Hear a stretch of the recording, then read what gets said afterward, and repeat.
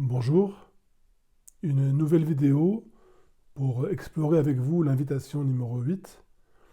Ces invitations du jour que je poste tous les lundis, qui sont des invitations à être, des invitations à pratiquer de manière plus consciente. Sur donc le site www.spiritualité-vivante.com et que vous pouvez recevoir en vous inscrivant à la newsletter sur le site internet. L'invitation est la suivante. Le chercheur spirituel est naturellement stimulé par la recherche d'un état de paix. Le paradoxe est que cette recherche, aussi sincère soit-elle, est souvent subtilement fondée sur le refus de ce qui est ici et maintenant.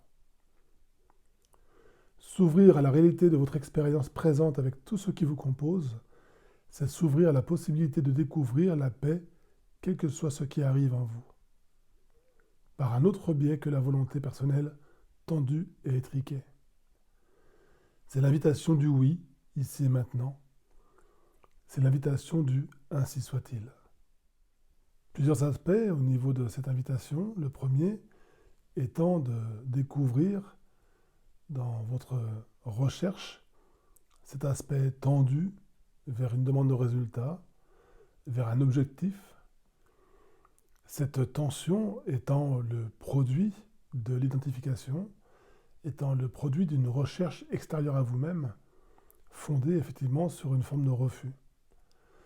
Donc cette forme de refus se découvre au cœur de l'expérience.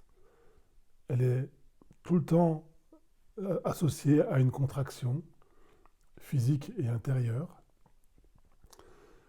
Et l'invitation à partir de cette découverte est effectivement la détente, le relâchement, une certaine ouverture, une certaine absence, pour permettre la révélation d'une présence, de la présence à soi-même à un autre niveau.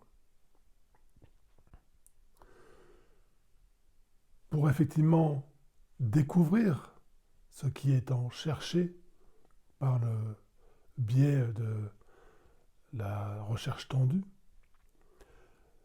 pour découvrir cette réponse, il s'agit de s'ouvrir à la réalité de l'instant, à ce qui se vit ici maintenant dans sa globalité.